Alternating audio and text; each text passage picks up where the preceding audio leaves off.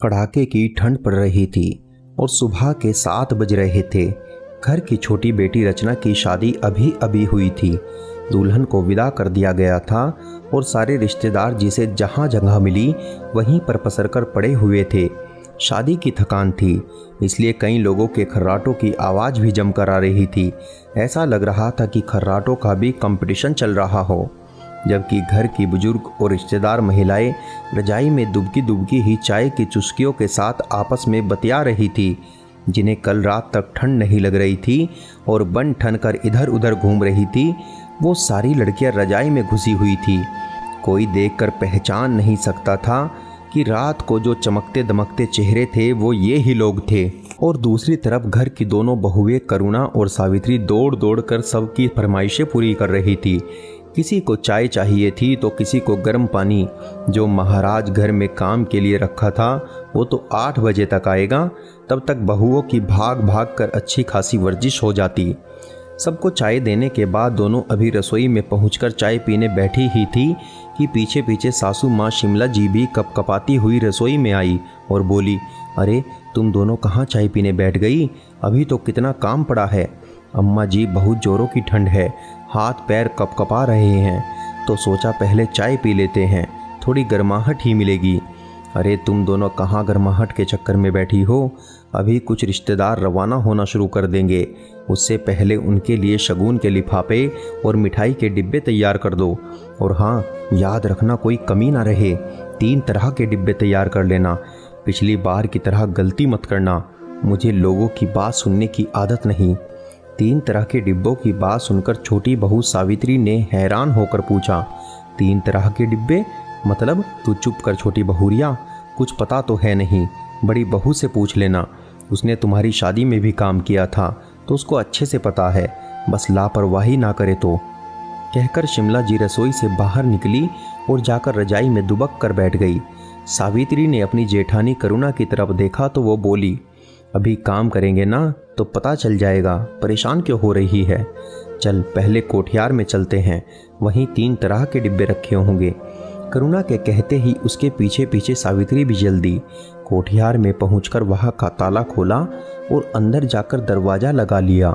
देखा तो वहां एक तरफ 3 तरह की साइज के कुछ मिठाई के खाली डिब्बे रखे हुए थे।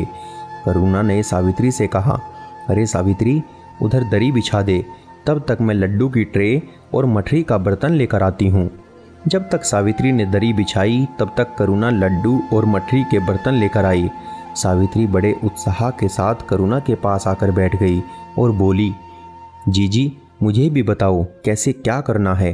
अरे बताती हूँ, फिक्र मत कर, पहले 2-3 डिब्बे पैक कर दूँ ताकि तुझे समझ भी आ जाए।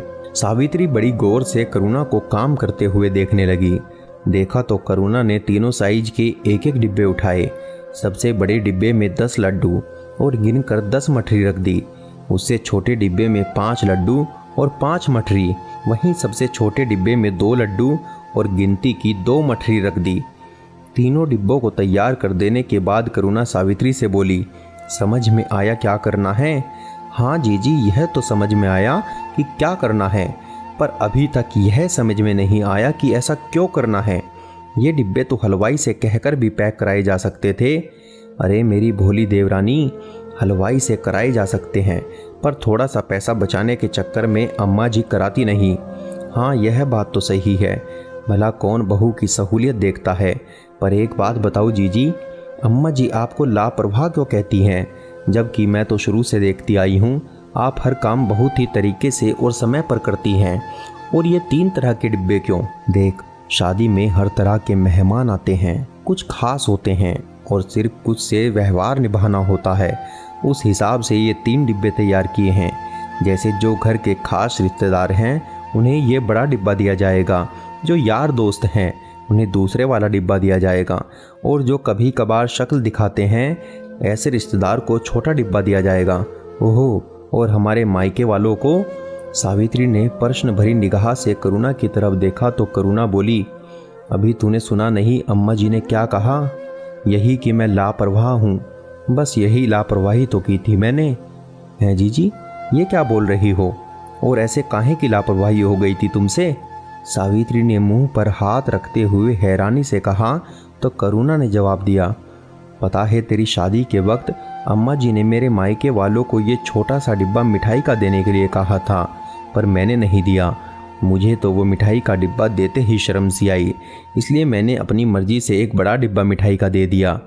फिर जीजी अम्मा जी नाराज नहीं हुई? नाराज? मुझसे 3-4 दिन तक बात नहीं की थी।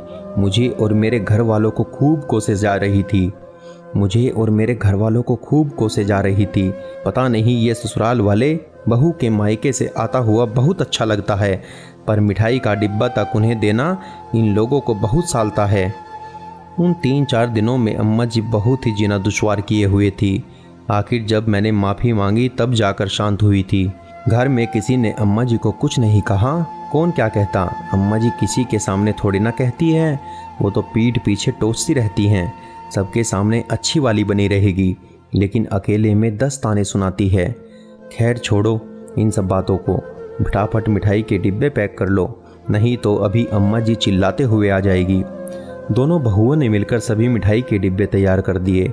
अब धीरे धीरे सभी रिश्तेदारों को विदाई और मिठाई के डिब्बे अम्मा जी खुद अपने हाथों से देकर विदा कर रही थी। क्योंकि ठंड बहुत ज़्यादा थी तो खुद तो पलंग पर बैठी बैठी विदाई दे रही थी, जबकि विदाई और मिठाई के डिब्बे देने के लिए सावित्री को खड़ा कर रखा था, क्योंकि बड़ी बहू पर से तो उसका विश्वास उठ चुका था। अम्मा जी के मायके वालों के विदा होने के कुछ देर बाद करुणा के मायके से उसके छोटे भाई और भाभी विदा होने के लिए अम्मा जी से इजाज़त लेने आए, तो अम्मा जी ने सावित्री को छोटा डिब्बा मिठाई का देने के लिए इशारा किया। लेकिन ये क्या, सावित्री तो उस डिब्बे की जगह एक बड़ा सा थैला उठाकर ले आई। अम्मा जी ने देखा उस थैले में 4 बड़े मिठाई के डिब्बे, दोनों भाई और भाभी के विदाई के कपड़े रखे हुए थे।